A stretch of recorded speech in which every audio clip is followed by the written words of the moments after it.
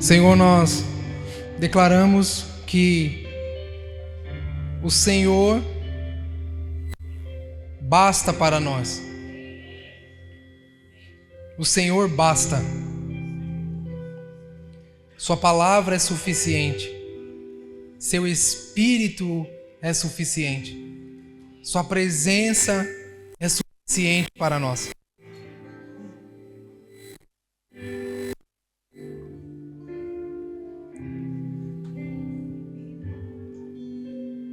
Quando Jesus diz, irmãos, que em dois momentos Jesus diz que Ele é o pão vivo que desceu do céu.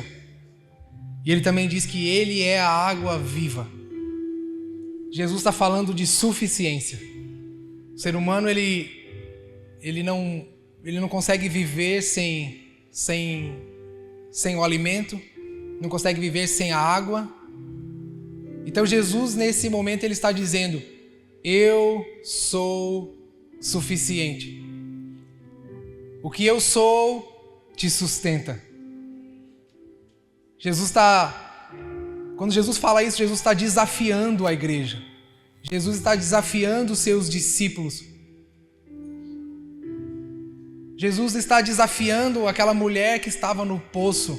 Jesus estava desafiando eles a entender. Jesus está desafiando eles a se desapegar de tudo aquilo que a gente acha que é necessário para se ter uma vida boa, feliz, confortável, de qualquer coisa. Naquele dia, Jesus estava desafiando os seus discípulos a se desapegar de tudo aquilo que traz alegria, mas que na verdade é uma alegria momentânea, uma alegria passageira. Jesus ali está falando de suficiência. Jesus está dizendo: eu sou o necessário para que você viva. Jesus está dizendo: eu sou o pão vivo. Se você comer da minha carne, se você beber do meu sangue. Jesus está falando da sua essência. Jesus está falando de quem Ele é. E ali Jesus declara algo que para nós como seres humanos é um desafio terrível. É um desafio muito grande para nós. Compreender uma dinâmica de vida onde nós não precisamos tantas coisas que hoje são oferecidas a nós. Hoje nós temos muitas oportunidades, temos muitas possibilidades. Nós temos muitos mecanismos, temos muitas coisas que podem trazer alegria, enfim. Tem muitas coisas que nós gastamos a nossa energia, nosso tempo, nosso dinheiro. Tem muitas coisas que nós investimos muito de nós, pensando que aquilo pode trazer certo conforto, alegria. Mas Jesus está desafiando os seus discípulos a andar nele. E entender que Jesus não está dizendo que as outras coisas não podem acontecer. Jesus não está dizendo que as outras coisas não podem ter. Jesus não está dizendo que as outras coisas talvez não sejam necessárias. Mas Jesus está estabelecendo ordem. Jesus está colocando essas coisas como secundárias, segundo plano. E Jesus está dizendo: o que você precisa para viver, o pão e a água, eu sou. Jesus está dizendo: você precisa de pão, você precisa de alimento, você precisa de água, eu sou. O nosso maior problema é que nós vivemos por vista.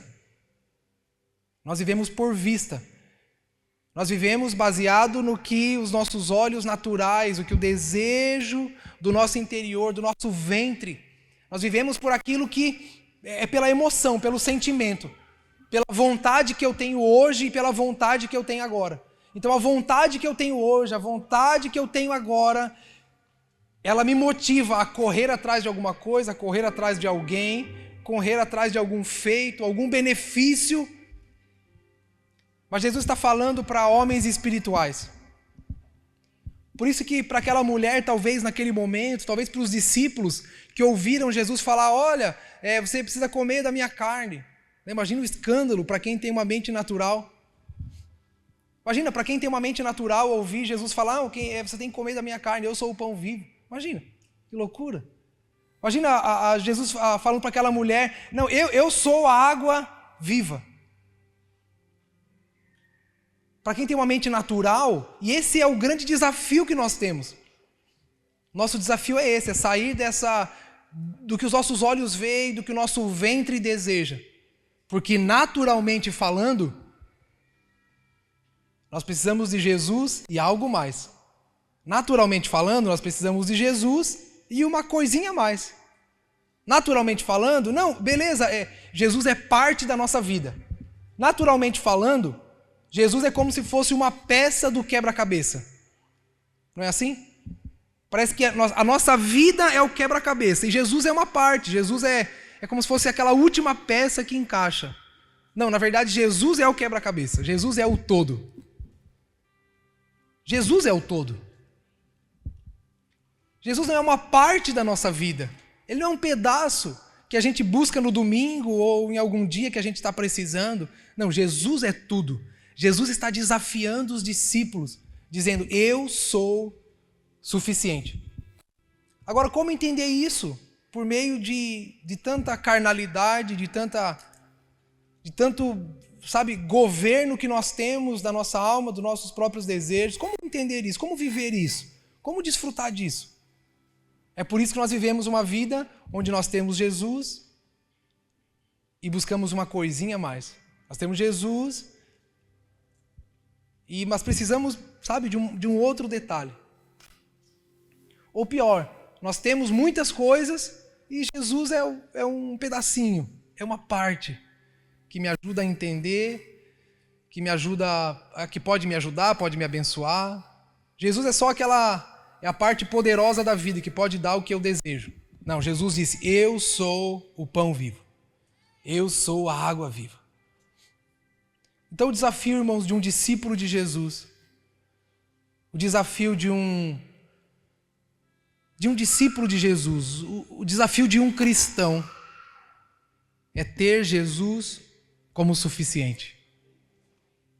O desafio da vida de um cristão é ter Jesus como suficiente. O desafio da nossa edificação como igreja é ter Jesus como suficiente. Nosso desafio como igreja de Cristo é não gastar tudo que nós temos correndo atrás de coisas que a gente acha que aquilo vai nos dar satisfação. Não. Nosso desafio como cristãos é ter satisfação em Cristo e então buscar e viver e desenvolver as demais coisas. Então eu não trabalho e ganho dinheiro para ter satisfação, para vir no domingo dar o dízimo e a oferta. Ou eu não trabalho e não tenho minha profissão, meu negócio, para aí vir na igreja e pedir para Jesus me abençoar. Não, eu tenho Jesus. E porque eu tenho Jesus, então eu trabalho, então eu faço meus negócios, eu tenho minha profissão, eu tenho minha empresa, eu tenho minha família, eu tenho tudo. Eu posso desenvolver todas as outras coisas, viver outras coisas, por quê? Porque é a partir de quem Cristo é. Quando Jesus cria o homem, Jesus não cria Adão e Eva e diz assim, olha, vai plantar e colher aí para você ficar feliz no final da colheita, para você ver o fruto do seu trabalho. Não. Primeiro Deus dá. Primeiro Deus dá. Deus cria o jardim, cria ali o mecanismo de sobrevivência, de sustentação. Então Deus coloca o homem ali dentro. Para quê? Quando Deus sopra o fôlego de vida sobre o homem, qual é a primeira coisa que o homem vê quando abre os olhos? Ele vê o Senhor. Deus sopra o fôlego de vida sobre o homem. Então ele abre os olhos, ele se torna alma vivente. O que ele vê? Ele vê o Senhor. Eu acho que o sentimento de Adão, quando ele se torna alma vivente, é plenitude. Eu acho que é isso que o homem vivia no jardim. Plenitude. Plenitude, é satisfação. Olhava para o lado e dizia, eu tenho aqui tudo que é necessário, porque é o Senhor. Então Deus dá uma ordem para ele, cultiva, guarda. O cultivar e guardar é como uma adoração, uma expressão de vida, que por meio do trabalho, por meio do dia a dia, por meio do ordinário, nós glorificamos ao Senhor. E no final do dia, Adão ia lá para pegar o seu pagamento. No final do dia, Adão ia para receber o pagamento do seu trabalho. E qual era o pagamento do seu trabalho? A presença. Uau! Essa é uma vida antes do pecado. Essa é a forma como Deus nos criou. Essa é a imagem e semelhança de Deus. Ele não precisava do dinheiro, não tinha nada melhor, era a presença. Então ele encontrava o Senhor naquele lugar. Ele encontrava o Senhor. Era o pagamento. Nós invertemos a lógica. A gente tenta se encontrar com Deus de uma certa forma, ou por meio da idolatria, ou por meio de alguma coisa, ou vem no culto evangélico. Para quê? Para pedir, Senhor, me dá alguma coisa, né? Me dá um pagamento aí. A igreja evangélica dos nossos dias virou isso, se transformou nisso. A gente não vive uma vida para a glória de Deus, não. A gente vive a nossa vida buscando o que nós achamos, aí a gente vem para a igreja e diz, Senhor, me dá alguma coisa agora?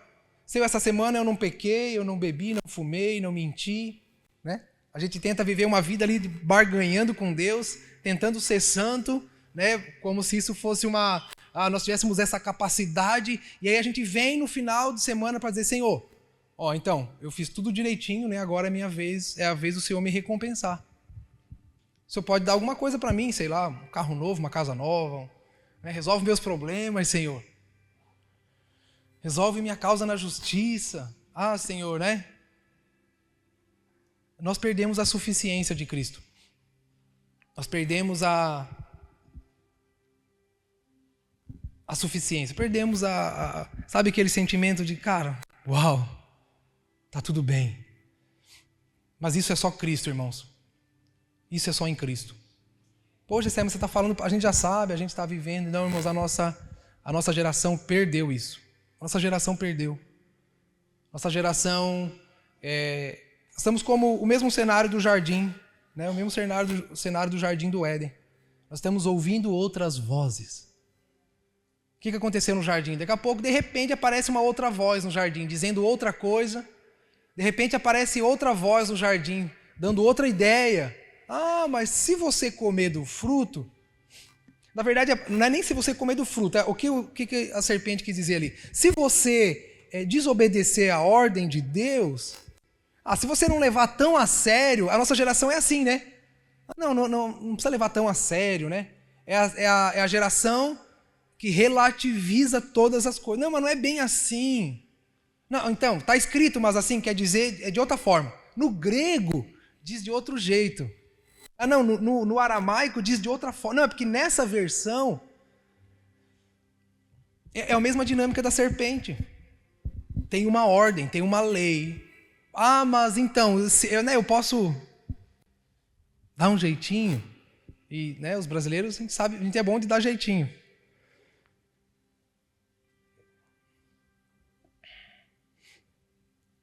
Então a nossa geração... Aí agora nós temos que fazer um caminho de volta. Nós temos que fazer um caminho de volta.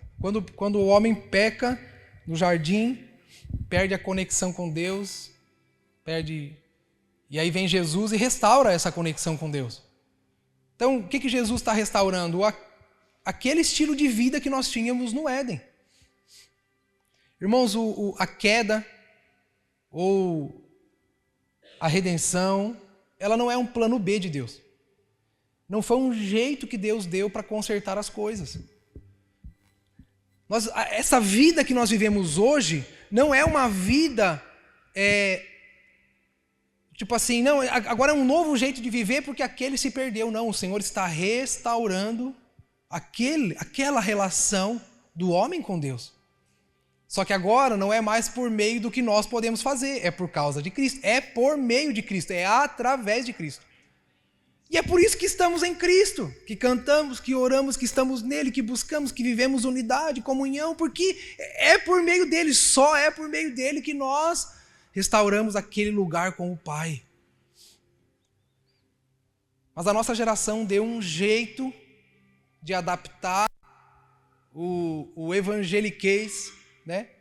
Demos um jeito de transformar o cristianismo numa coisa que se adapta ao que nós queremos.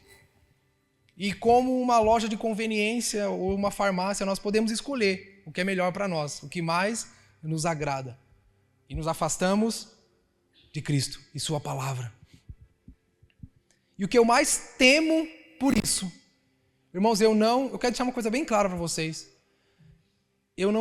O meu desejo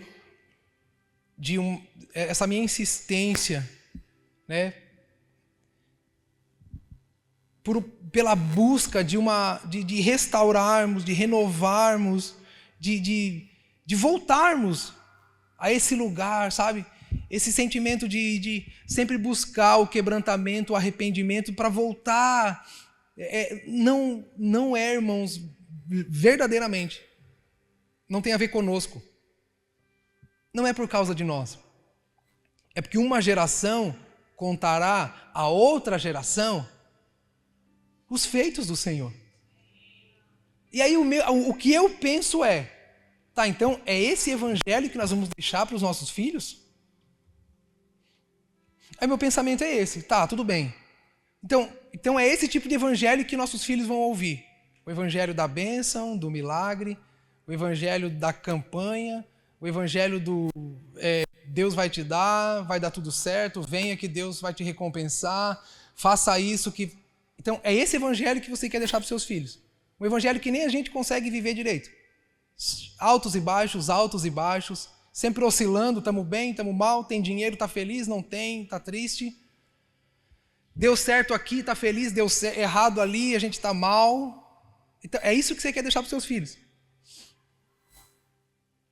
Se nem a gente acredita muito nesse evangelho, irmão, vocês acham que nossos filhos vão acreditar?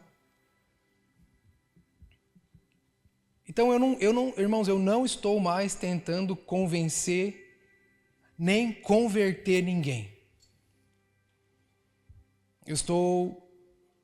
Nós estamos juntando pessoas, juntando irmãos, com o mesmo sentimento, o mesmo desejo, a mesma essência, a mesma vontade, que estão ouvindo o que a voz do Espírito está falando em nossos dias, para juntos, fazermos um caminho de volta, de arrependimento, um caminho de reposição, de restauração da forma como Deus os criou. Para que os nossos filhos olhem para nós. A próxima geração, não leve para o pessoal, o meu filho. Não, eu estou falando dos nossos filhos, eu falo da próxima geração. Você pode não ter filho, mas há uma responsabilidade. Não é só um pai contará para o filho, é uma geração contará a outra. Então, é a próxima geração, as crianças, os adolescentes. Nós precisamos, irmãos, contar a eles que Jesus é o pão da vida, que Jesus é a água viva, que Jesus basta, Jesus é suficiente. Mas não vamos fazer isso pregando para eles. Não vamos fazer isso colocando filmezinho, desenho evangélico na televisão. Eles vão olhar para nós. Eles nos observam.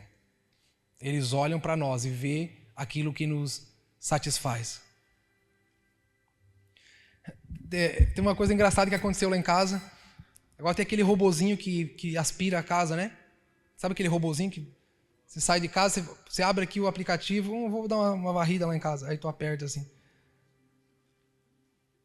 E é engraçado que daí a Jéssica brincando com as meninas, nós ali, se divertindo e tal, porque é o Joaquim que passava aspirador, né? Agora eu tô tendo que arrumar outro serviço para ele. Porque agora ele não... Ocuparam o lugar do Joaquim. Aí, tipo assim, eu não sei se foi a gente, ou foi as crianças, ou o próprio Joaquim, deram um apelido para aquele robozinho. Adivinha qual é o apelido do robô? Alegria. O apelido do robô é alegria. Então, assim, os nossos filhos sabem o que nos alegra. Os nossos filhos sabem, irmãos, o que há, o contentamento que há. Quando a gente vai comer lanche, né, Joaquim? Tem um lanchezinho que eu compro lá, que eu sempre compro geralmente o mesmo lanche. Aí quando eu como assim, eu faço assim, a gente fica brincando ali, né, com os filhos e tal. Eu não sei se foi ele ou fui eu. O apelido do lanche também é alegria. É alegria, né? Alguma coisa assim. Come aquele pedacinho aí e fala, Assim, eles estão observando, eles sabem o que nos sustenta. Eles sabem, não tem como esconder, irmãos. Então, quando uma geração que conta para outra, não é uma geração que prega para outra. É uma geração satisfeita. É uma geração que em Jesus encontra plenitude. Por isso que é uma vida, não é um evento. Por isso que é no ordinário, não é no espetáculo. Por isso que não é domingo.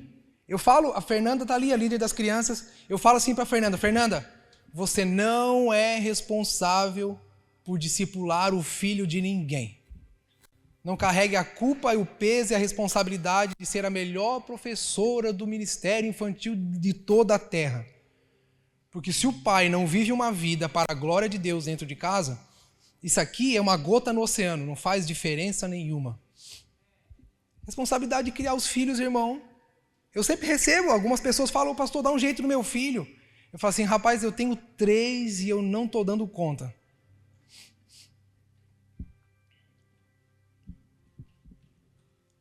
Então, pastor, eu não sei, as pessoas sempre vêm dar ideia, né? E se no ministério infantil nós fizéssemos assim, daquele jeito, daquele outro? Eu fico só olhando, né? Não falo nada. Mas, irmão, a gente não vai cuidar dos filhos de vocês. A gente não vai conseguir converter seus filhos, ensinar os seus filhos a adorar, cantar. Não, a gente não vai. Esquece. Ele está vendo, ele está observando todo momento. Ele está vendo. E é isso. A nossa geração precisa se converter.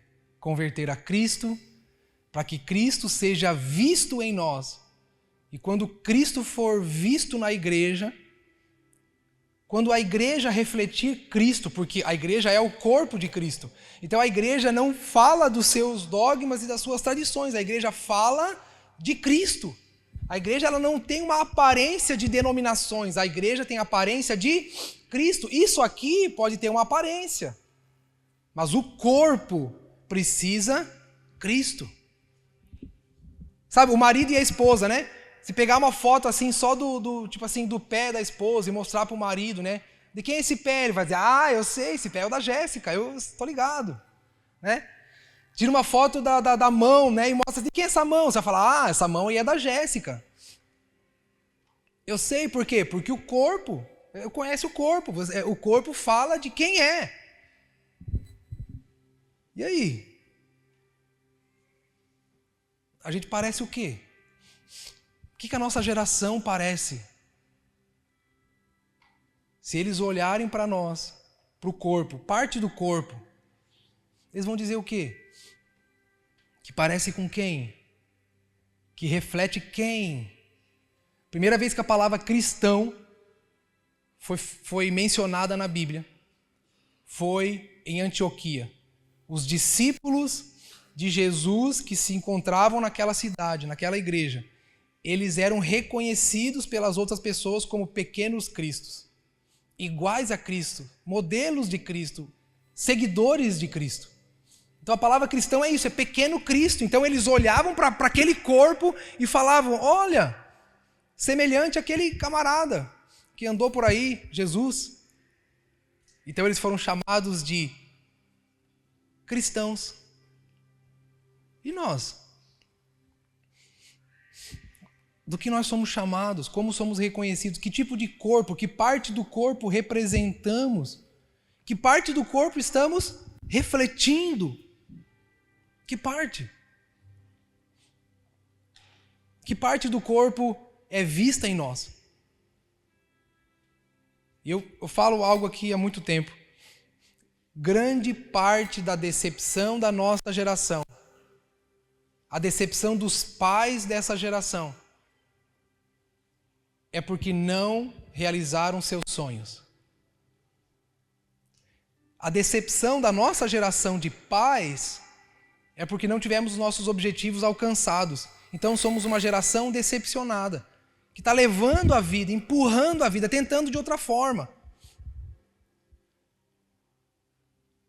Mas se nós olhássemos para os nossos filhos, vendo que eles estão nas nações, no lugar de cumprimento da vontade de Deus, nós estaríamos alegres. Porque não é sobre nós, é sobre eles. Por que os pais estão decepcionados? Porque não realizaram seus desejos. O desejo do seu ventre não foi realizado. Então nós somos uma geração decepcionada. Ganhamos pouco, eu sonhava em fazer isso, queria ter uma empresa, queria ter tal coisa. Aí a gente é decepcionado. Então a nossa vida gira em torno de quem?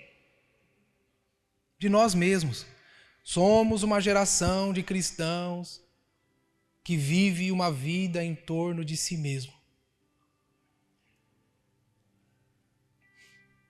E vivemos a vida condenando nossos filhos, entregando nossos filhos à mercê. Eles estão aprendendo com isso, eles estão vendo isso. Eles vão crescer o quê? Vivendo uma vida também segundo os seus próprios desejos, seus próprios desígnios, buscando sua própria vontade.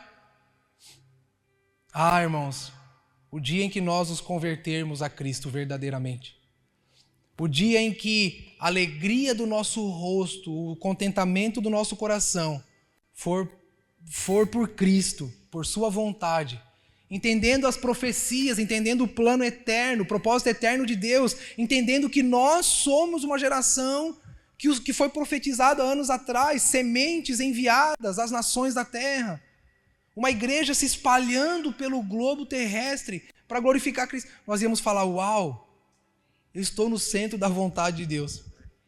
Mas nós pioramos a situação, porque nós queremos uma vontade para nós, não a vontade de Deus. Estamos tristes porque a nossa vontade não se cumpriu. E somos indiferentes ao fato de que Cristo tem uma vontade. Jesus tem uma vontade, mas isso parece que não nos importa. Então a nossa geração precisa fazer esse caminho de volta, esse retorno à palavra de Deus, compreender o que Deus está fazendo. E nisso, uau, eu estou fazendo parte. Irmãos,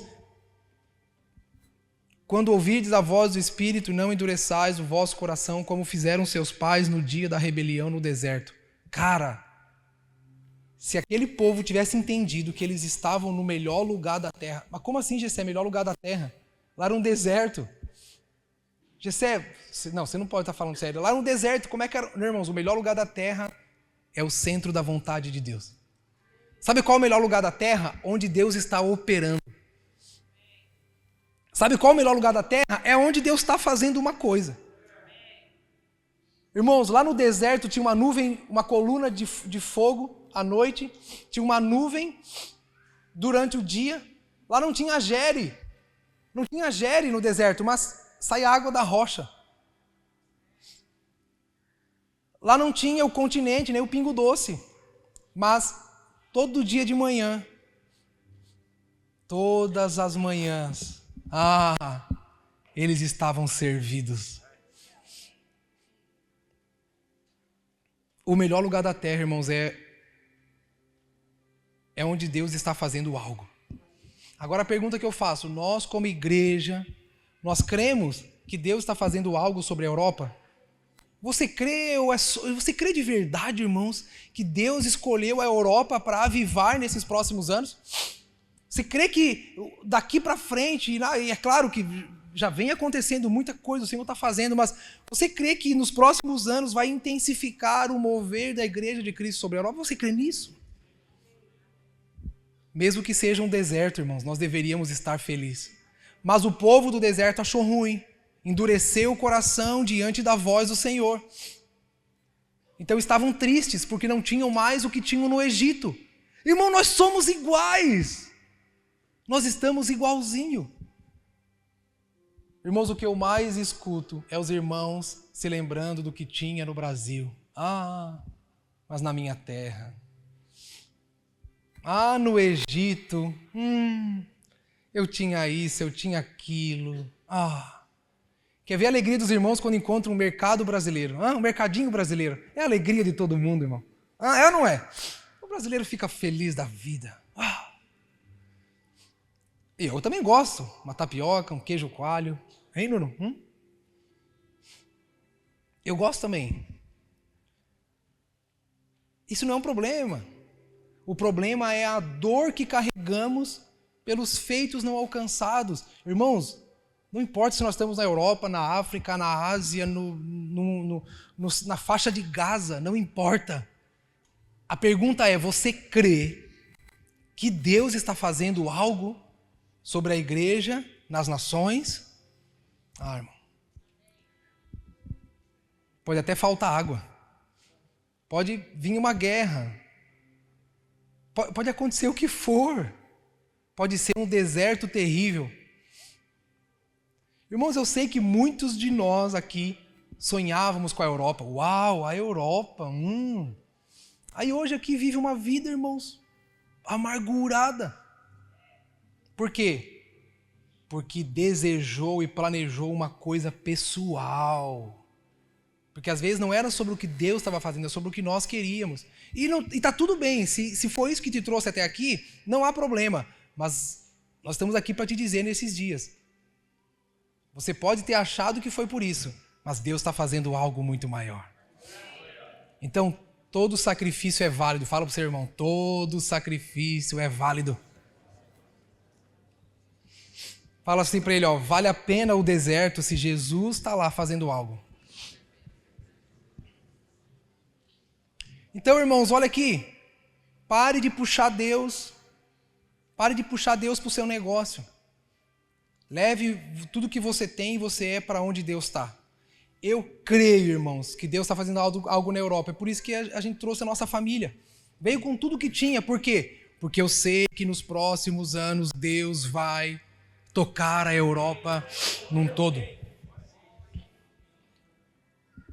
E os caminhos do Senhor são meio estranhos. Eu nem talvez imaginava que estaria aqui. Nunca ficou claro para mim onde eu iria, para que iria. Eu não tinha essa clareza, mas eu sabia, irmãos, Deus está fazendo alguma coisa aqui. Eu queria estar na Itália, lá com a Silvia. Silvia, como é bom a Itália, né? A Silvia é uma das culpadas, irmãos, de eu estar na Europa hoje. Outra hora eu conto essa história.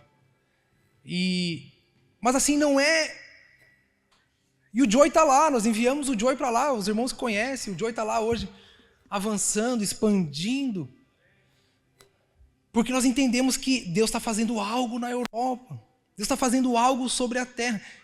Irmãos, sabe o que eu tô... Parece que o Senhor está pegando todo o nosso ser, todo o nosso entendimento, o anseio, e convergindo para Ele, para a vontade dEle, para o que Ele está fazendo. Então nós não podemos ser como aquele povo no deserto. Irmão, Jesus estava no deserto, o Senhor estava no deserto. O que mais era necessário? Jesus está fazendo algo na igreja. O que mais é necessário para nós? O que nos falta? Falta Cristo. Falta Cristo ser o centro de novo. Então, para a nossa geração, irmãos, só cabe uma coisa: arrependimento. É arrependimento para a gente, sabe, encontrar o contentamento novamente, é se encontrar no deserto. E aí sim, irmãos, nós vamos conseguir deixar algo para os nossos filhos que vai fazer com que eles desfrutem desse último derramar, essa última colheita da igreja na terra antes do retorno de Cristo. Pare de buscar Deus por interesse. Se convença de que Deus é a coisa mais necessária de toda a terra. Pare de buscar o Senhor por interesse, porque não há vida sem Ele. Presta atenção, nada do que Deus pode dar para você é maior do que Ele é. Nenhuma bênção, nenhum milagre, nenhum tipo de prosperidade que o Senhor te dê é maior do que Ele. Já parou para pensar que Deus fez milagre todos os dias no deserto e aquele povo morreu no deserto sem alcançar o que Deus tinha? De que adiantou o milagre? Você quer viver de milagre, irmão? Eu não quero viver de milagre, eu quero viver de Jesus. Eu não quero viver de bênção, eu quero viver de Cristo. Eu não quero viver de prosperidade, irmãos, eu quero viver de Cristo. Porque muitos viram Cristo, viram milagres, viram grandes feitos e morreram. Como é que um povo que atravessa um mar a pé ainda duvida? Está vendo como o milagre não é suficiente? O milagre não te converte, irmãos. Ei, a bênção não te converte. A prosperidade não te converte. O dinheiro não te converte. É Cristo. Unicamente Cristo. Você imaginou aquele povo que foi curado por Jesus, quando está diante de Barrabás, grita, solta Barrabás. Bênção e prosperidade não é suficiente para te manter, te fazer discípulo de Jesus. Alô? Bênção não é suficiente para te fazer discípulo de Jesus.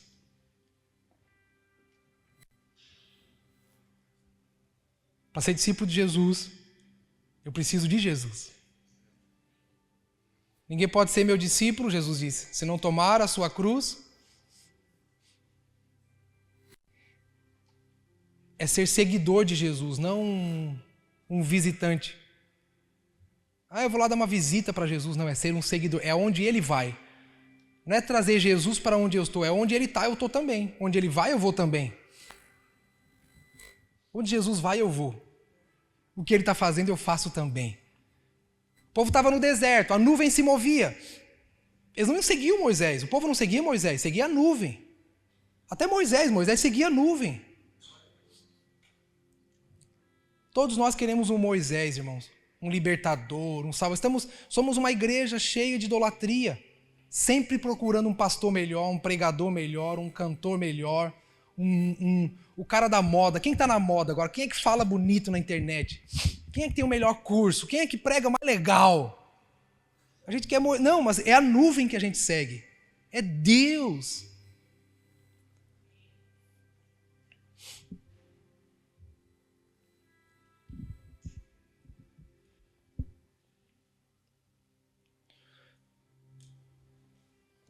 Abre comigo um texto aí. 2 Samuel.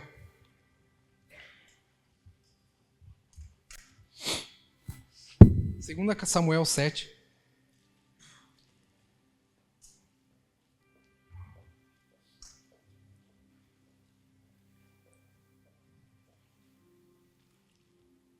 Vamos lá, 2 Samuel 7.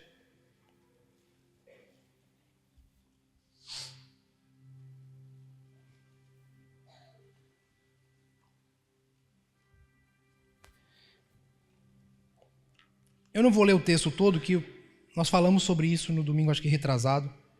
Temos falado. Temos falado repetidamente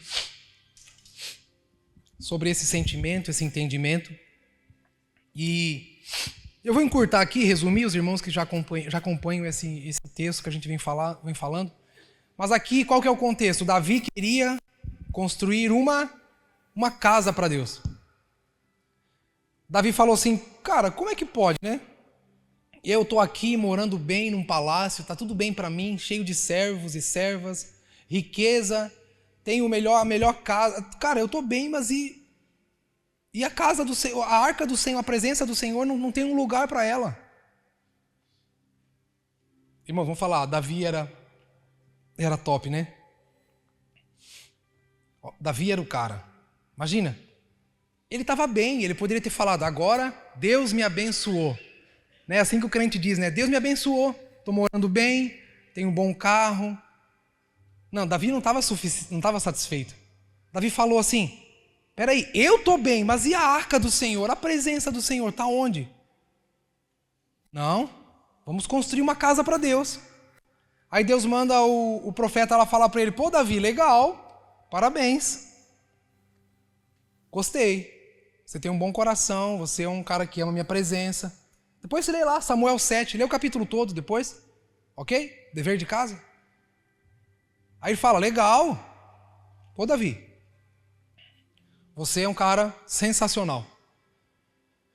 Mas é o seguinte, não vai ser você que vai construir. Não é você que vai construir. É o seu filho. Seu filho vai construir. E aí, irmãos? E agora? Se coloca no lugar dele. É uma decepção? Ou é uma alegria? Hã? Fala a verdade. Hã? E aí, é uma alegria? Uma boa notícia? Ou será que é um bom motivo para a gente se ofender? Hã? Como é que a gente ficaria? A gente se ofenderia com Deus? Não, Senhor. O Senhor está brincando comigo? Eu saí de trás das malhadas. A gente nem ia dizer que era Deus que tirou, né? A gente fala, eu saí de trás das malhadas. Eu saí da favela. A favela venceu, Senhor. Olha onde eu estou agora. A favela venceu. Saí da miséria. Olha quem eu me tornei, Senhor. Eu venci na vida, Senhor. Eu enfrentei coisas que o Senhor nem imagina. É a gente falando, né? A gente naquela... Senhor, o Senhor não tem noção do que eu passei. Só eu e meu travesseiro sabemos, Senhor. Aí agora, Senhor, eu lutei suas guerras. Senhor, eu corri risco de morte pelo Senhor. Para o Senhor agora chegar e dizer para mim que vai ser meu filho? Não. Senhor, eu quase morri. Eu lutei uma guerra, duas guerras. Senhor, não foi nenhuma nem duas guerras que eu lutei. No seu nome, o seu povo, Senhor. A gente ia pregar para Deus, irmão. E eu não ia. Entrar no quarto, dobrar o joelho na beira da cama antes de dormir, ia dar aquela pregada para Deus. Falar, Senhor, senta aqui, Senhor, senta aqui que eu quero falar com o Senhor agora. Agora o Senhor vai ter que me ouvir. Não, o Senhor tá equivocado. Deixa eu abrir a Bíblia aqui para o Senhor. Quero falar uma coisa aqui, ó. O Senhor disse que recompensa, que eu sou mais que vencedor, né? Que tudo que eu pedi, o Senhor vai me dar. Está escrito aqui, Senhor. Senhor, em teu nome eu fiz proezas. Agora o Senhor vai dizer para mim que não vou ser eu. Mas eu dou um jeito, eu construo mesmo assim. Davi tinha direito. Mas Davi não fez isso. Vamos ler a partir do versículo 18.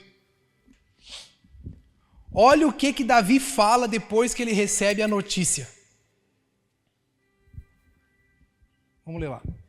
Olha o que Davi fala depois de receber a notícia. Vamos lá. Então o rei Davi entrou e sentou-se na presença do Senhor. É igual nós, sentando para pregar para Deus. Né? Para requerer nossos direitos, esbravejar. Davi sentou na presença do Senhor e disse: quem sou eu, soberano? Quem é a minha família para que me trouxesse já até esse ponto? Como se isso não bastasse para ti. Irmãos, olha para mim, bem rapidinho. Duas coisas aconteceram ali. Primeiro, Davi queria construir. E Deus disse que seria o seu filho. Irmãos, Davi saiu da ofensa, Davi saiu do direito e ele potencializou o que Deus disse. Davi não foi reclamar com Deus o que ele queria. Deus foi exaltar o Senhor pelo que Deus queria. Você está entendendo? Ele só tinha dois caminhos. Ou ele sentava para dizer, Senhor, não, tem que ser eu, o Senhor está errado. Ou ele sentava para dizer, é sério, Senhor, o Senhor vai permitir que seja da minha família? Aí ele fala, como se não bastasse para ti, ó soberano, também falasse sobre o futuro da minha família.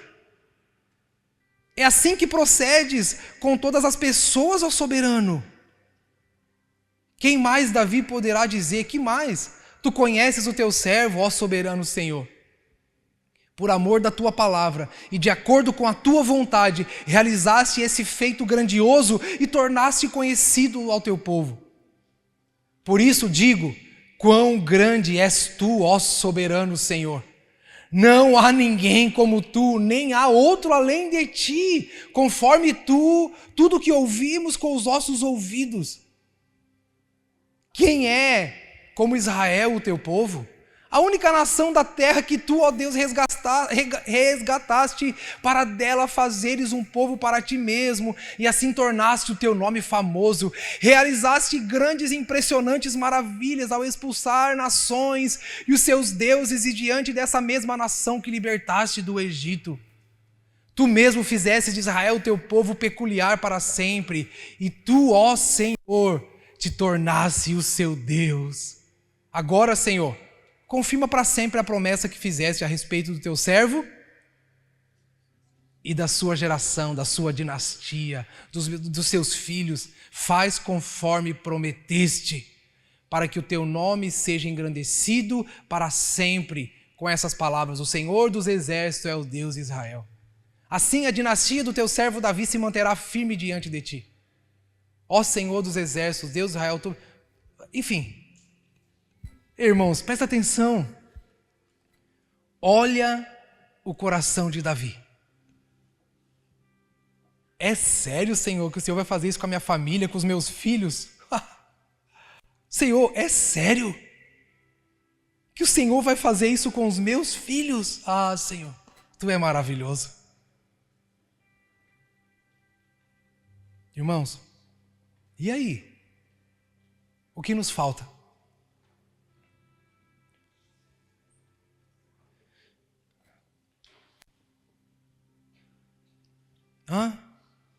Nós precisamos corrigir, irmãos, a tônica, o centro, o propósito, o que é primordial, a primazia das nossas orações, das nossas súplicas, do nosso clamor. Senhor, se o Senhor fizer então na minha família, Senhor, glória a Deus, isso é suficiente. O Senhor tem algo para os meus filhos aqui, Senhor, nesse continente. Uau, Senhor. Yes. Tu és bom. Não importa, Senhor, se eu vou ter que pagar o preço então, se eu é que vou me sacrificar, não importa, Senhor, se sou eu que vou... Senhor, uau. Eu estou satisfeito. Irmãos, Davi se anulou. Ali ele se anulou. Ele falou: Senhor, faz como prometeste. Faz como o Senhor está querendo. Mas eu tenho um outro exemplo. Abre comigo 2 Reis. 2 Reis, capítulo 20. Irmãos, por favor, guarde esses 2 textos na sua vida para essa estação. Esses 2 textos, não é o texto da minha vida, não, é o texto dessa estação. Amém? É um texto para a nossa geração de pais, para a nossa geração de cristãos. Por favor, guarde isso. 2 Reis, capítulo 20.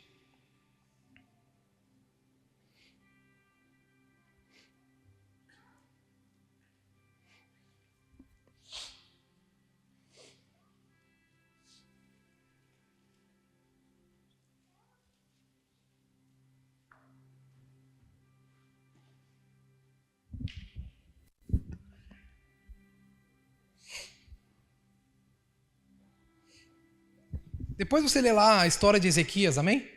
2 Reis, capítulo 20, um pouquinho antes, tu volta os capítulos anteriores.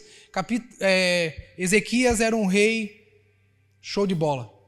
Veio de uma geração dos seus pais, pecaram, fizeram muitas coisas contrárias à vontade de Deus. Ezequias se levanta como um homem segundo o coração de Deus. Ezequias se levanta e restaura o altar do Senhor, faz um monte de coisa top. Mas Ezequias foi dando uma fraquejada. Ezequias foi pisando na bola. Eu não vou contar a história toda, mas a Ezequias, aquele rei, lembra que o Senhor falou, preparem que você vai morrer e tal. Ele falou, não, Senhor, por favor, me dá mais alguns anos de vida. Aí o Senhor vai lá, acrescenta mais, acho que é 15, né? 15 anos de vida para ele. Ó a gente correndo atrás da bênção, né? Irmãos, Deus é Deus até quando, tipo assim, acabou Ezequias, você vai morrer agora. Pô, é Deus, é a vontade de Deus. Aí Ezequias foi lá e tal. Aí Ezequias adoece e Ezequias, irmãos, ele comete um ato ali que desagrada o coração de Deus. Ele traz os outros povos, os povos da Babilônia vêm, ele deixa eles entrar no templo, faz algo que desagrada a Deus, ok? Mas essa não é a tônica. Eu quero dizer... Aí veio a palavra de Deus sobre ele. Preste atenção no que eu estou querendo dizer. Versículo 14, por favor.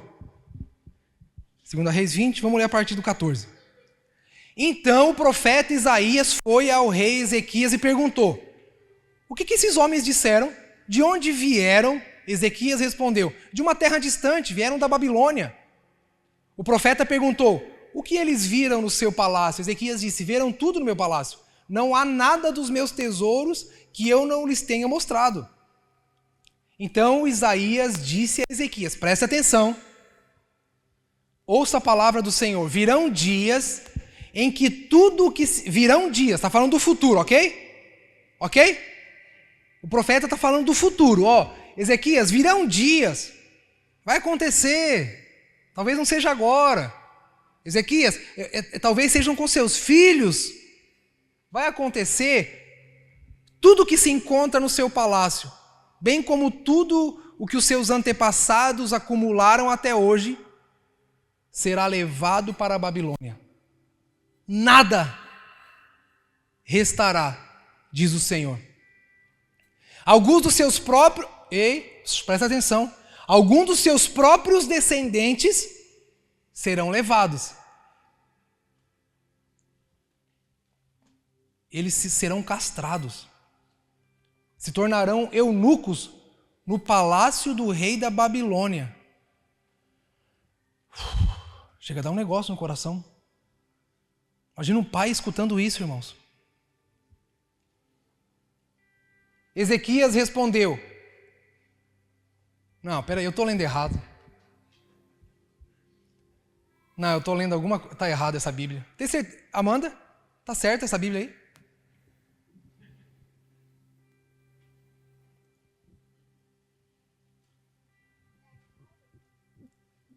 Boa é a palavra do Senhor que anunciaste.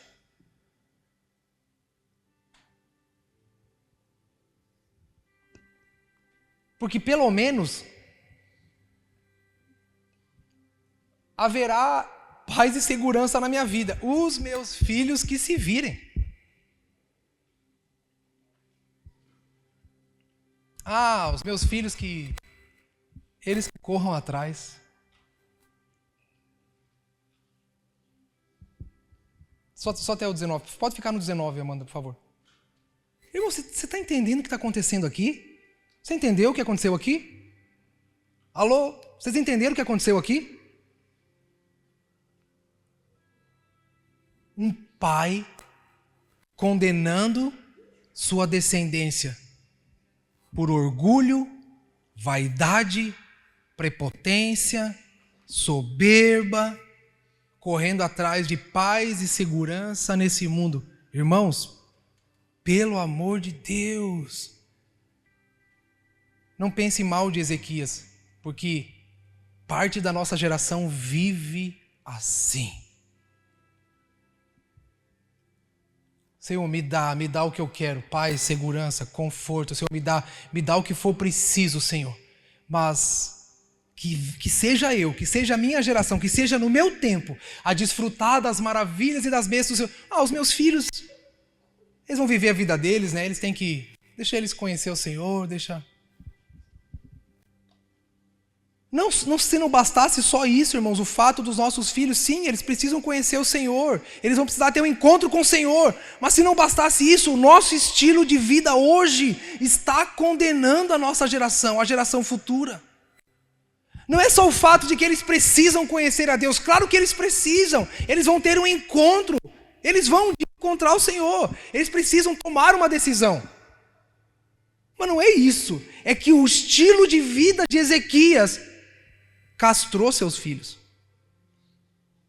O estilo de vida de Ezequias condenou seus filhos. Irmão, será que a nossa geração... Cara, que tipo de crente nossos filhos vão ser? Castrados? Que não tem relacionamento com o Senhor? Ei, irmão, dá uma cutucada no irmão aí, fala para ele prestar atenção, presta atenção. Fala assim para ele: você está disposto a renunciar você mesmo por causa da próxima geração? Pergunta para ele aí, olha no olho dele, enquanto eu tomo uma aguinha.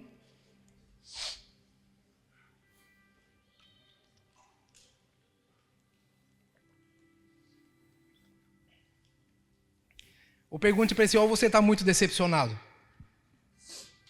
Porque lhe falta alguma coisa? Pergunte para ele, ou você está decepcionado de falta alguma coisa?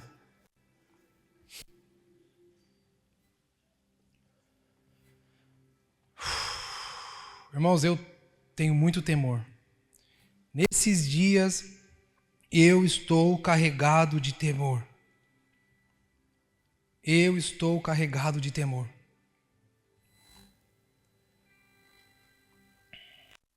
Nesses dias eu estou temeroso em pensar o que o corpo está revelando para os nossos filhos. O que a próxima geração está vendo no corpo, nessa parte do corpo. Será que eles reconhecem? Será que eles estão reconhecendo? Irmãos, nós precisamos urgentemente de um batismo de arrependimento. Nós precisamos um coração como o de Davi. Nós precisamos de um coração como o de Davi. Nós precisamos urgentemente parar de ser egoísta, de ser orgulhoso. Nós precisamos parar de pensar só em nós mesmos. Nós precisamos parar de viver para o nosso próprio umbigo. Nós precisamos parar de correr atrás de paz e segurança para que a gente viva e se sinta o melhor. Nós precisamos olhar para Cristo, ver que Cristo está fazendo algo e dar a nossa vida em favor do que Cristo está fazendo. Eu tenho uma notícia boa e uma ruim para dar. Quer a boa primeiro? Vamos na boa. Sabe qual que é a boa? A boa notícia é que, irmãos, de geração em geração o Senhor sempre vem. Mesmo que a gente condene os nossos filhos, Ele vai pegar os nossos filhos. Ele vai. O Senhor vai vir, irmãos. Os nossos filhos viverão os dias mais gloriosos da igreja na terra. Está aliviado? Não, tem uma má notícia.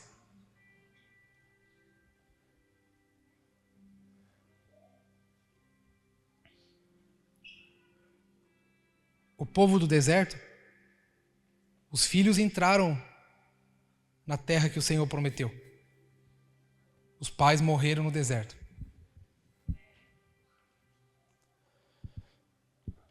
Os pais não desfrutaram do que Deus estava fazendo. Eu não quero apenas saber, irmãos, que Deus vai tocar a geração dos meus filhos. Não quero isso. Eu não quero morrer no deserto. Eu não quero morrer murmurando. Eu não quero morrer reclamando. Eu não quero morrer me vitimizando. Eu não quero morrer ofendido. Eu não quero morrer teimoso. Eu não quero ser teimoso com Deus. A notícia ruim é essa. Que pode ser que a gente fique pelo caminho, se endurecer o coração.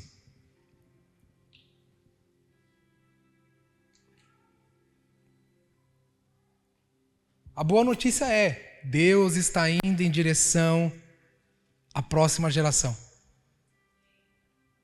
A notícia mais complicada é que, se a gente quiser, a gente vai ter que correr atrás, se misturar no meio daquela multidão e tocar as vestes de Jesus. A gente vai ter que buscar cura. A gente vai ter que buscar cura. Só busca cura, irmãos, quem reconhece a doença. Por isso são dias de reconhecermos quem somos de verdade. Porque um doente, ele vai atrás. Quem acha que está são, não corre atrás da cura, não vai atrás do médico. ele acha que está tudo bem.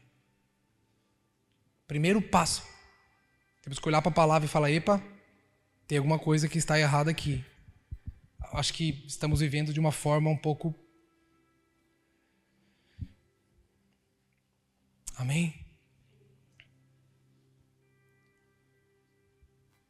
Eu tinha algumas coisas para falar aqui, mas vamos parar aqui?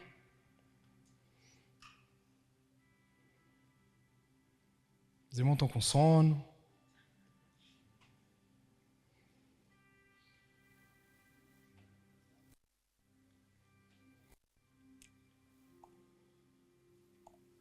Deixa eu dar uma notícia para vocês. Boa. Eu estou me acalmando um pouco. Essa é a notícia boa. É sério? Vocês estão duvidando? Vocês vão ver. Sabe por quê? Porque se é pelos nossos filhos, eu não preciso mais pressa, eu não tenho mais pressa para nada. Se é pela próxima geração, então para que correr? Se é por eles. Então tem muito trabalho pela frente, né? O ruim a parte ruim nós não vamos fazer igreja para quem tem o coração endurecido. Nós não vamos trabalhar para te convencer de mais nada. Não espere. Eu estou alertando, está gravado para dizer que eu não avisei. Não fique esperando a visitinha, não fique esperando, né? Ah, tadinho, irmão, vem cá. O que eu posso fazer por você? Não espere. Não fique esperando. Ficar emburrado no canto, não espere. Nós estamos olhando para a próxima geração. Ai de mim, irmãos, querer fazer igreja para nós. Ai de mim. Ai de mim, não é nem de você, irmãos. Ai de mim. Ai de mim, ai do Gessé. Fazer igreja para o seu agrado. Para você se sentir melhor aqui. Ai de mim. Eu não tenho esse direito. Seria bom para mim. Eu não posso. Porque é sobre eles. É para eles. É construir aqui uma cultura, a cultura do reino de Deus. É construir aqui um ambiente onde a palavra é o centro, onde Cristo é o que é visto e nele nós somos arraigados e fundamentados para que os nossos filhos amem o Senhor.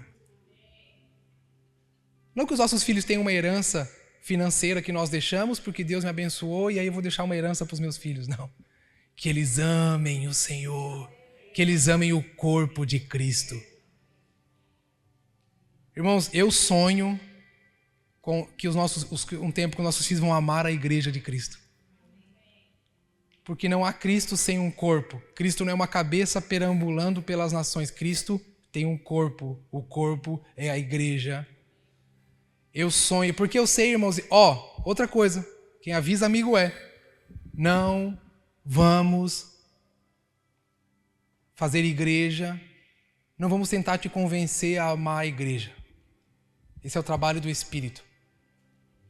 Não vou gastar meus dias para te convencer a amar a igreja de Cristo. Não vou. Não posso. Não tenho esse direito. Vamos trabalhar para que os nossos filhos amem Jesus. Para que desejem Jesus mais do que todas as coisas.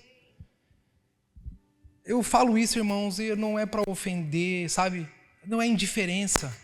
Não é indiferença, irmãos. De verdade, não é. Mas é um encargo.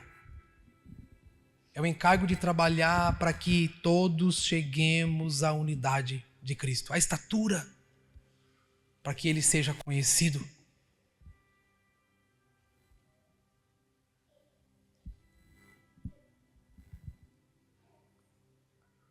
Amém? Vamos ficar em pé?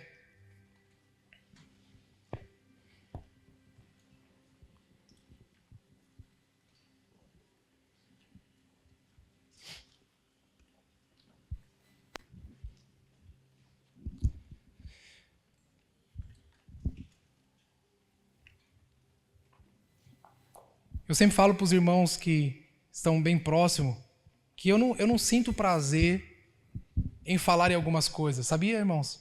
Eu não sinto prazer em pregar algumas coisas que eu prego, falar algumas coisas que eu falo, não sinto mesmo. Não sinto, eu não me sinto feliz em vir aqui falar algumas coisas, não sinto.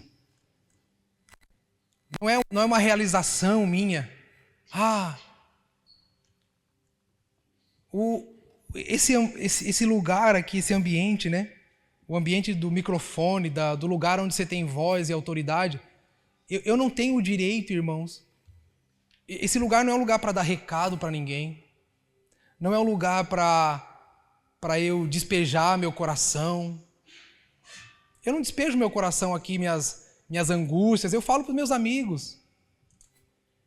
Eu chamo os meus amigos, chamo o Vitor. Ô, Vitor, vem cá, cara. Eu preciso desabafar, cara. Vem aqui. Né? Me ouça aí, cara. A gente desabafa na mesa, nos amigos, no lugar de aliança, de intimidade. A Débora vai lá em casa de vez em quando, cuidar das crianças, faz um frango com quiabo maravilhoso. Né, Débora? Se alguém quiser convidar ela gosta de cozinhar, cozinha bem. Parmegiana, faz também. Vou dar a receita toda, o cardápio. E ela vai lá para casa, irmãos, e a gente rasga e fala. Ali é o lugar, aqui não é o lugar. Então eu não estou aqui com prazer falando isso para você. Eu só preciso estar com os meus ouvidos atentos ao que o Espírito está falando nessa estação, nessa geografia. É um tempo e é um modo, tem um tempo certo para a coisa certa ser dita no modo certo, que vai trazer um alinhamento, vai propor, vai nos servir a mesa, para que aqueles que estão ouvindo o Espírito falando, é isso que o Senhor está falando. Vim comer dessa mesa. Então aqui não é o coração do GC que vocês estão conhecendo. Porque eu sou o primeiro, irmãos. Eu sou o primeiro a ser pregado. Eu tenho falado para os irmãos e não falo isso com prazer, mas eu não tenho conseguido firmar minha mente para construir um esboço, um sermão, uma coisa muito assim, sabe? Porque eu tenho sido incomodado pelo Espírito. Tenho sido perturbado pelo Espírito a falar o que Ele está querendo dizer à igreja. Então é por isso que eu venho aqui e a gente fica nessa conversa, né? Mas é muito sério, irmãos, o que está acontecendo. É muito sério. Não é um discurso, você não está numa plateia ouvindo um psicólogo falar, você não está ouvindo alguém falar do assunto do momento. Amém? Você não está ouvindo aqui alguém vir aqui dar uma palestra para você sobre um assunto que você ouve, se tá bom, se gostei. Vou usar durante a semana, ou ouvir uma palavra lá que vai ser bom para essa semana. Não. Irmão, é muito mais profundo que isso. Abra sua mentalidade para o que o Espírito está dizendo, porque o que Deus está fazendo aqui, falando, não é de agora, não foi hoje. Se você é um cara atento, você vai perceber que o que eu falei hoje, eu já falei. Usei os mesmos textos, li de novo, reli de novo, porque, irmãos, é algo para essa estação. Sabe o que está acontecendo aqui? Misericórdia de Deus é o que está acontecendo aqui. Está acontecendo aqui é misericórdia de Deus para nossa geração de pais. O Senhor está nos dando mais uma chance de a gente se alinhar, da gente se consertar, se converter, e glória a Deus por isso. Agora, quando ouvirdes a voz do Espírito, não endureçais seu coração. 3 coisas que a palavra diz, não lembra as referências. Não entristeçais o Espírito. Não neguem o Espírito. E não endureça o seu coração quando o Espírito falar. O Espírito é o que o Pai deu para ficar no lugar de Cristo. É uma pessoa. O Espírito, irmãos, não é uma nuvem perambulando pela terra para fazer algumas coisas. Não, Jesus disse, eu vou ao Pai, Ele vos enviará o Espírito. É o Espírito de quem? De Deus, é a presença do próprio Deus por meio do Espírito na igreja. Irmãos, isso deveria tremer as nossas pernas. Isso deveria tremer as nossas pernas. Então, quando ouvir o Espírito, a Bíblia diz, quando Deus falar por meio do Espírito, meu filho, não endureça, vai dar problema. Vai acontecer igual o povo no deserto, na rebelião. Amém? Vamos orar? Vamos orar? Queria que você fechasse seus olhos. Queria te convidar a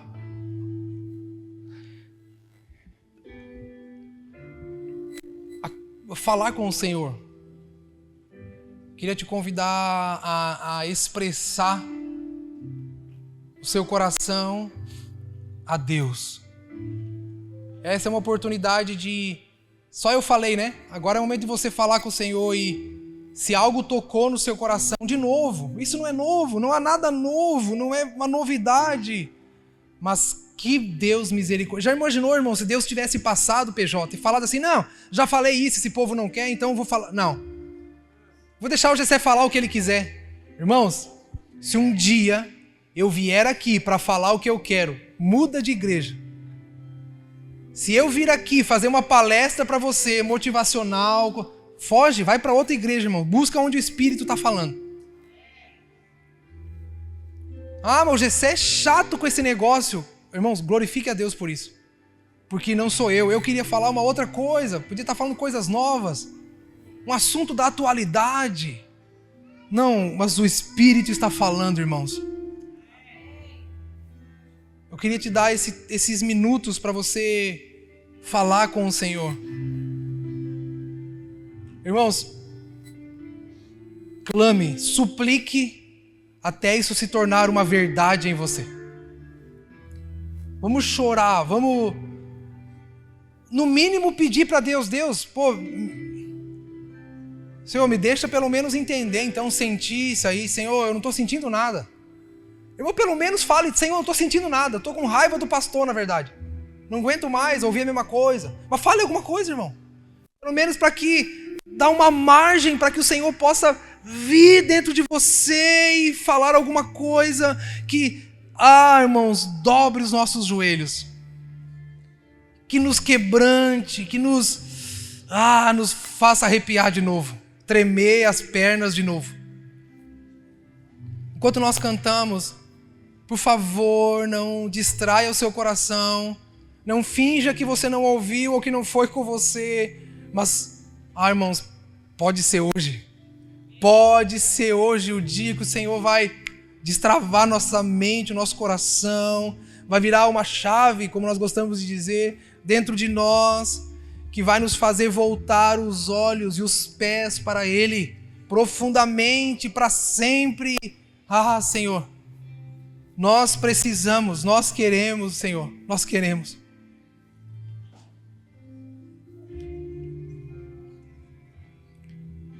Vem, Senhor.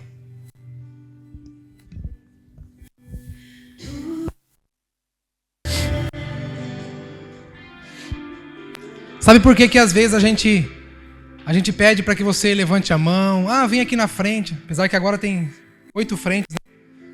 Mas sabe por quê? Você lembra da mulher do fluxo de sangue? Você lembra da mulher do fluxo? Ela precisou se revelar. Ela precisou sair no meio da multidão para dizer: sou eu. Estou doente. Eu preciso. Eu preciso de ajuda. Eu quero voltar. E eu queria fazer isso aqui nessa manhã, amém? E nosso desejo não é expor. Nosso desejo é ser um com você.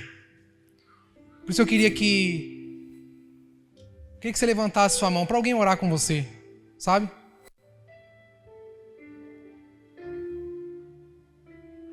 Jesus estava indo curar a filha de Jairo, uma menina, próxima geração. Mas a mulher do fluxo de sangue teve que se mostrar, teve que levantar a mão e dizer: Senhor, vem aqui, me cura. Eu posso ser um pouco radical, mas tem cultos, irmãos, que eu acho que Deus vai lá em cima, lá na salinha das crianças. Tem igrejas, na nossa performance, na nossa liturgia religiosa, eu acho que tem culto que Deus nem vai, irmãos. Deus, ele passa direto, ele vai lá na salinha das crianças e tá lá, cuidando delas, preparando o coração e o caminho delas, porque ele vai pegar elas.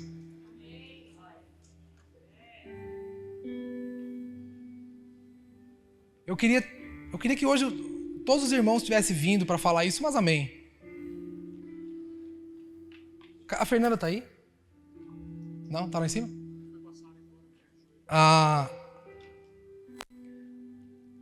Às vezes, o maior desafio de uma igreja é encontrar pessoas para ajudar a cuidar das crianças.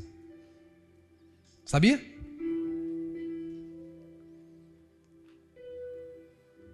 Tá vendo como a nossa geração está? É um ministério que mais é um sufoco. E eu já falei para Fernanda. A professora começou a incomodar muito, dá tchau para ela. Falei para Fernanda, falei ou não falei? Semana retrasada. Falei: Fernanda, não convença ninguém. Se precisar, eu vou lá dar aula para as crianças. Não se assuste se um dia, cadê o Gessé? Não tá lá, não tinha professora. Eu falei para Fernanda, não agrade professora. Precisou começar a convencer, dá jeitinho, dá tchau. Fala: minha amiga, Deus abençoe, procura um outro ministério que você goste. Olha como a nossa geração é, irmãos. Não tem pouca gente para cuidar das crianças. É melhor estar aqui na mídia, né? Não menosprezando uma, mas é melhor estar aqui, ó. Fica com o telefone na mão, né? Olhando. Eu sei que muitos aproveitam, dá uma olhadinha no WhatsApp, no Instagram também, né? Ver se tem alguma notícia. É melhor estar aqui, estar por aqui, tocar aqui, ó. É melhor estar... Cara, mas o que Deus está fazendo? É melhor estar aqui pedindo um milagre. Senhor, faz um milagre em mim, Senhor.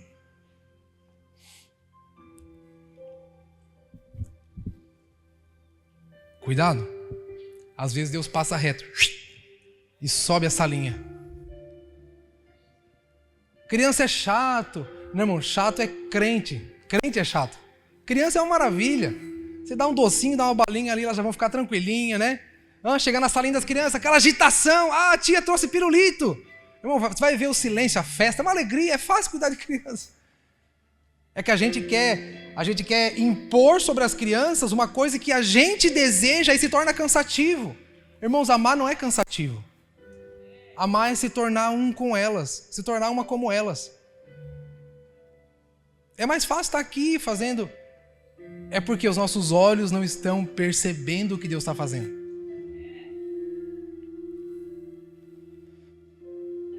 Então assim, mas e nós, Jessé? A gente vai ter que correr. Tem que correr. Aquela mulher, ela foi por baixo, assim, ó. Se humilhou, foi indo, foi abaixando e foi rastejando até tocar na orla do manto do Senhor. Aí houve cura. Para nós, sabe o que precisa para nós, ó? Baixar a bola. Ó. Dá uma cutucada aí no seu irmão. O alfinete, assim, ó. O alfinete, ó.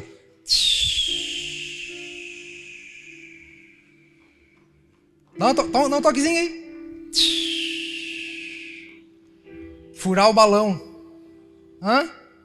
Furar o balão. Baixar a bola. Diminuir. Irmãos, olha para mim. Presta atenção. Diminuir não é uma novidade. Diminuir foi o que Jesus fez, por amor de nós. Perder não é uma novidade, não é a teologia do Gessé perder. Não, foi o que Jesus fez. Ele perdeu, ele se deu.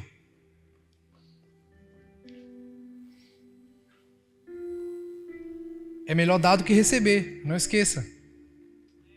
É melhor dar do que receber. Não sei se você lembra, mas o que perde é o que ganha. Lembrou? E não está escrito num livro de filosofia. Foi Jesus que falou. Ah, ele falou outra coisa. O último é o primeiro. O último é o primeiro. Sempre dou exemplo dos meus dois mestres churrasqueiros aqui, o Beto e o PJ. É os mestres churrasqueiros da igreja. Não se esconde não, PJ. Os mestres churrasqueiros da igreja ali, ó. Irmãos, esses dois se estressam no dia da ceia. Eu vou lá, quase falta eu apanhar. Mas estão ali, irmão, estão perdendo. Estão servindo. Estão dando. E uma churrasqueirinha velha sem vergonha, né? Ó, o Vini já tá fazendo a churrasqueira nova. Vai ser top. Se alguém quiser doar uma grelha aí, né, pra botar, tem que ser grande. É assim, irmão. É assim que se faz igreja. Em um tempo onde está todo mundo disputando para ganhar, nós temos que disputar para ver quem perde mais. O certo era a Fernanda falar assim, para, tem muita professora, calma, pelo amor de Deus, tem gente demais aqui para cuidar das crianças. O certo é ter tanta professora que ela vai uma vez a cada 2 meses só dar uma aula lá, e tem tanta gente que quer cuidar das crianças. Então, Gessé, você está reclamando que tem pouca professora. Não, eu estou falando o que Deus está fazendo, entendeu? Eu só estou apontando para o que Deus está fazendo. E fazendo a gente perceber como a gente está distraído. Nós estamos distraídos. Amém?